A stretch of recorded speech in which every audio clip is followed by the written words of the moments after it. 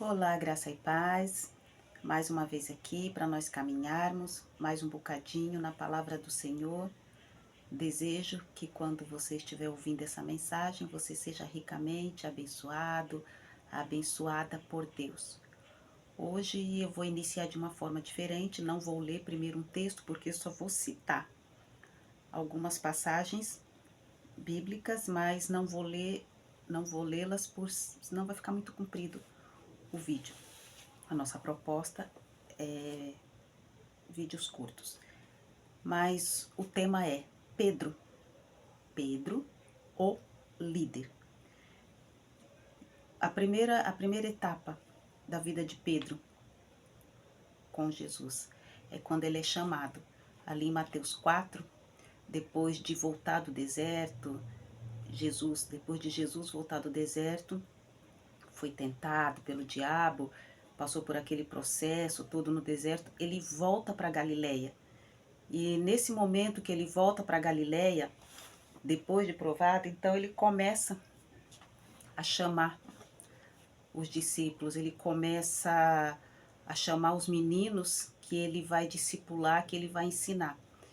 E ali em Mateus, no capítulo 4, dos versículos 18 ao 20, ele encontra Pedro e André, o seu irmão, que estavam ali lançando a rede, e ele os chamou.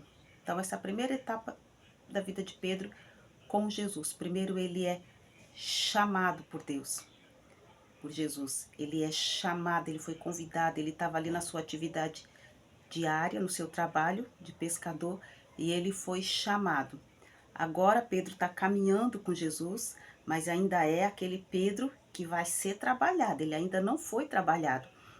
Aí lá no capítulo 22 de Lucas, no versículo 33, mostra o Pedro impulsivo, aquele Pedro impossível, como se ele tivesse querendo ser o guarda-costas de Jesus. Jesus está explicando que ele precisa passar pelo processo, que ele vai ser crucificado, Jesus está preparando eles, e Pedro dá essa resposta assim para Jesus: estou pronto a ir contigo, tanto para a prisão como para a morte. Olha o Pedro impossível. Pedro foi chamado, agora Pedro mostra a impulsividade dele, a intenção dele era boa, mas ele não estava entendendo nada. Aí depois, lá em Lucas, no mesmo capítulo, sendo os versículos a partir do 54 até o 60, aí tem o Pedro covarde, que é aquele Pedro que nega que conhece Jesus. Jesus agora foi levado preso para a casa do sacerdote. Pedro vai atrás para ver o que vai acontecer. Como ele conhece alguém, ele consegue entrar lá no pátio, ficar ali no meio dos funcionários, se esquentando. E alguém fala: eu te conheço, você andava com ele. Ele: não, eu não conheço esse homem, eu não sei quem é. É o Pedro covarde. O primeiro é o Pedro chamado, depois é o Pedro impossível, agora o Pedro covarde. Jesus é crucificado. E agora lá em Atos, são vários, em vários lugares de Atos, mas eu coloquei aqui Atos 2, do 14 ao 41, depois Atos 3, depois Atos 5.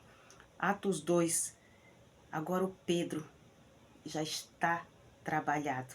Mas antes de Atos 2, em Atos 1, no versículo 15, a gente já tem um Pedro diferente. Depois daquele período de covardia, ele chora muito, ele se arrepende do que ele fez. E ali já começa a se levantar um novo Pedro. Antes da descida do Espírito Santo, ele já tinha se convertido, agora a gente tem um Pedro convertido. Em Atos 1,15, Pedro toma a frente para eleger um novo apóstolo, porque Judas, que era apóstolo, traiu Jesus, ele já não era mais apóstolo, eles ficaram em 11, e eles precisavam substituir. E agora tem um Pedro que se levanta para resolver aquela situação, mas sem aquela impulsividade. Agora tem um novo Pedro. Ele cita as escrituras, ele lança sorte, ele trabalha junto com todo mundo ali. Não é aquele Pedro que quer resolver as coisas sozinho, do jeito dele, achando que pode. Não é aquele Pedro que estava simplesmente pescando ali, não. Agora ele é um Pedro que levanta. Jesus já foi crucificado, ele entende que alguém precisa continuar a obra de Jesus. E Pedro começa a fazer isso com uma excelência. Aí sim, depois lá da descida do Espírito Santo, ele continua, é aquele momento que ele levanta a sua voz, cita Joel, cita as profecias que falava de Jesus lá no Antigo Testamento, e as palavras de Pedro entram no coração das pessoas e diz que quase 3.000 pessoas se converteram, depois mais na frente vão ser batizadas. Aí lá em Atos 3, Pedro está entrando no templo para oração, tem um coxo ali, ele vai com aquela palavra de autoridade, fala com o coxo. Depois em Atos 5, também aquela autoridade de Pedro ali, agora Pedro está administrando toda aquela situação. Aí vem Ananias e Safira com mentira, dizendo que vendeu a propriedade por um valor e fala que foi outro valor. E Pedro, cheio de autoridade, veja bem que Pedro não amaldiçoou Ananias nem Safira, Pedro não fez nada de ruim para com eles, ou foi o próprio Deus quem os matou por causa da mentira deles, mas ninguém foi contra Pedro, porque era Pedro que estava na liderança. E poderia muito bem alguém dizer assim, olha Pedro, que isso? Né? A gente agora está vivendo esse evangelho que as pessoas morrem por causa disso, por causa daquilo, não. Agora Pedro estava investido de uma autoridade, Pedro agora é convertido, Pedro agora é outra pessoa. Esse é Pedro, o líder. E foi dessa maneira, ele não retrocedeu, ele não voltou atrás. Por isso que eu fico muito pensativa quando eu vejo algumas pessoas falando, eu sou igual a Pedro, eu sou o Pedrão. Quem fala que é igual a Pedro, então tem que especificar. Eu sou igual a Pedro e nunca fui convertido, ou eu sou igual a Pedro que agora sou convertido. Porque Pedro terminou o ministério dele com excelência. Ele não terminou do jeito que ele começou.